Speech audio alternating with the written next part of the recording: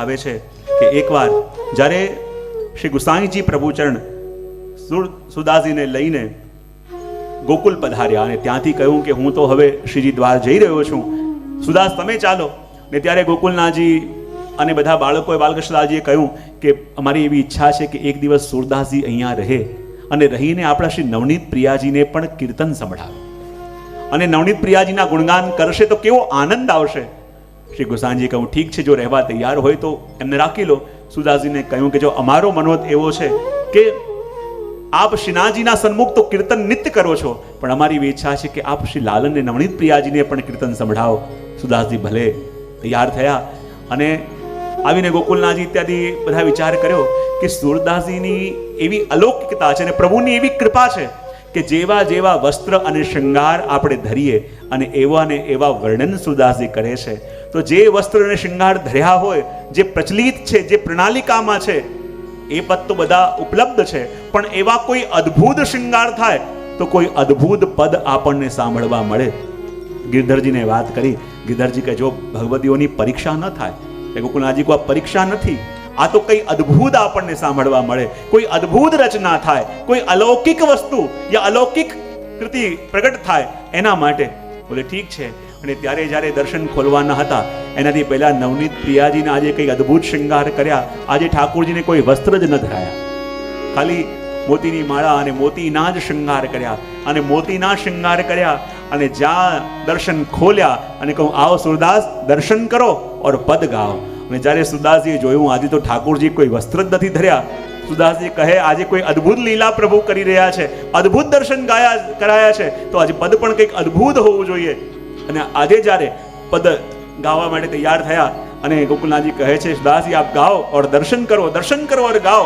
ને જ્યાં દર્શન કર્યા મંદ મંદ સ્મિત સાથે સુરદાસજી ગાવા લાગ્યા અને કહ્યું અહીંયા સુરદાસજીના પદો સાંભળી શ્રી નવનીત પ્રિયાજી પણ હરખાઈ રહ્યા છે. આપના પદો સાંભળીને આ અદ્ભુત વર્ણન સાંભળીને બધા બાળકો પણ હરખાઈ રહ્યા છે. અને જેમ જેમ નવનીત પ્રિયાજીને પ્રસન્ન થયેલા જુએ સુરદાસજીને ઓર આનંદ આવે ને વર્ણન કરતા કહી રહ્યા. અને સુરદાસજી પણ હસે કે જો કેવા અદ્ભુત શૃંગારના દર્શન આજે પ્રભુએ આપ્યા. અને બધાનો મનોરથ પણ પૂરો થયો. બધાની ઈચ્છા હતી કે આજે નવનીત પ્રિયાજી કંઈક અદ્ભુત સાંભળે અને સુરદાસજીએ એ અદ્ભુત પદ ગાઈને બધાના મનોરથ પણ પૂર્ણ કર્યો. ધીમે ધીમે સમય વ્યતીત થવા લાગ્યો અને સુરદાસજીની પાસે સેવામાં એક વજવાસી છોકરો રહેતો જેનું નામ હતું ગોપાલ. સુરદાસજી જ્યાં જ્યાં જાય એ જોડે જોડે આવતો, જ્યાં બેસે એમનું ધ્યાન રાખતો. અને જ્યારે જ્યારે પણ ભોજનમાં સુરદાસજી બેઠા હોય જળ ઇત્યાદિ ભરીને સુરદાસજીને આપતો. અને એકવાર જ્યારે સુરદાસજી આજે ભોજન કરવા માટે જઈ રહ્યા હતા, પ્રસાદ લેવા માટે જાય છે, અને ત્યારે ગોપાલને કહું જો ગોપાલ હું મહાપ્રસાદ લેવા માટે જાઉં છું, એવું કર તું મારા માટે જલ ભરીને લઈ આવ.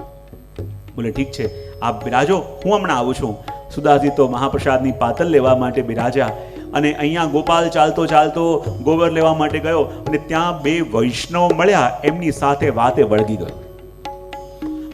વળગી ગયો અને ભૂલી ગયો કે સુરદાસજીએ મને કીધું છે કે હું મહાપ્રસાદ લેવા બેસું છું અને મારા માટે જલ ભરીને લાવજે. ને જ્યાં વાતોમાં લાગી ગયો અને અહીંયા સુરદાસજી જ્યારે પ્રસાદ લેતા હતા તો પ્રસાદ લેતા લેતા એક કોળિયો આપના ગળામાં અટકી ગયો. અને જ્યાં કોળિયો ગળામાં અટકી ગયો બોલાતું નથી અને અંદર ઉતરતો નથી અને એટલી પીડા થવા લાગી. વિચાર કરે આસપાસ જરૂર ગોપાલ જલ પધરાવી ગયો હશે. આસપાસ ગોતવા લાગ્યા પણ ક્યાંય જલ દેખાતું નથી. ને ત્યારે આપના મુક્તિ નીકળી ગયો કે ગોપાલ ગોપાલ. ને જ્યારે આ ગોપાલને બોલાયો એણે તો ન સાંભળ્યું પણ પ્રભુ કે મારું નામ પણ ગોપાલ છે.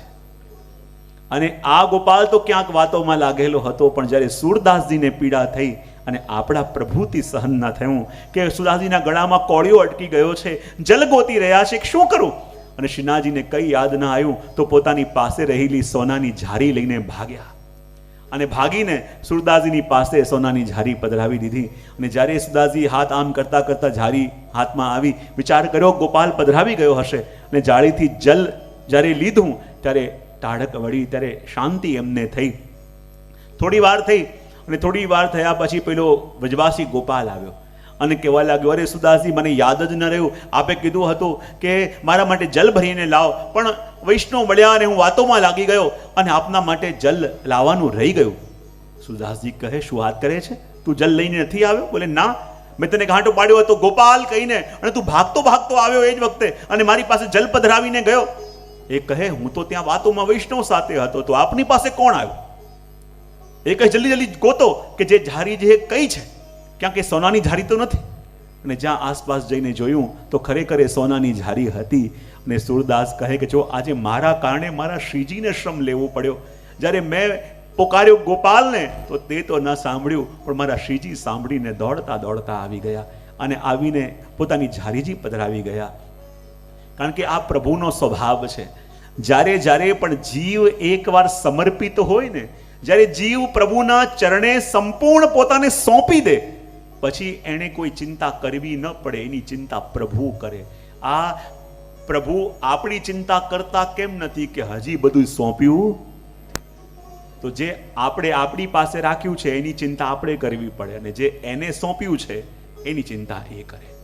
હું ઘણીવાર મારા પ્રવચનમાં કહેતો હોઉં છું ને, પેલો પ્રસંગ ઘણીવાર મારા પ્રવચનમાં કહું છું કે એક વ્યક્તિએ બહુ મોટો સરસ બંગલો બનાવ્યો, અને બંગલાની ઉપરનો જે ફ્લોર છે ને એ ઠાકોરજીનો સરસ રૂમ બનાવ્યો, અને પ્રભુને વિનંતી કરી કે પ્રભુ જો આવો સુંદર રૂમ બનાવ્યો છે અને મારી એવી ઈચ્છા છે કે આપ રહેવા માટે પધારો. અને પ્રભુ પધાર્યા. અને જ્યારે પ્રભુ પધાર્યા અને પ્રભુને લઈ ગયો અને કહેજો પ્રભુ આપનો રૂમ બતાવ્યો. જો પ્રભુ આખા બંગલાની અંદર સૌથી સરસ મેં પ્રભુ આપનો રૂમ બતાવ્યો છે. આ જે ફ્લોરિંગ છે ને બધું ઇટલીથી મંગાવ્યું છે, આ બધું વુડ ત્યાંનું છે, આ બધું ફર્નિચર ત્યાંનું છે, અને જો કેટલો સુંદર બંગલો મેં બનાવ્યો છે, ને આપનો આટલું સુંદર રૂમ, પ્રભુ આ આપનું એક્સક્લુસિવ રૂમ છે, આ બધી સગવડ આની અંદર છે, આપ કૃપા કરીને બિરાજો. પ્રભુ કે ઠીક છે, આ મારો રૂમ છે ને? બોલે હા, બિરાજી જાઉં છું. પ્રભુ બિરાજા. હવે જ્યારે રાત પડી ને તો રાતે ઘણા બધા શૈતાનો રાક્ષસો બંગલાનો દ્વાર જોર જોરથી ખખડાવે, ખોલો ખોલો ખોલો. અને પેલા ઘરધણીએ જેવો દ્વાર ખોલ્યો તો બધા અંદર ઘૂસવા લાગ્યા, મારો મારો કરીને. અને એને થયું કે મારા પ્રભુને મેં આટલો સુંદર રૂમ આપ્યો છે તો જરૂર બચાવવા માટે તો આવશે. પેલો બાણો પકડીને ઊભા રહ્યા પણ પ્રભુ આવ્યા નહીં.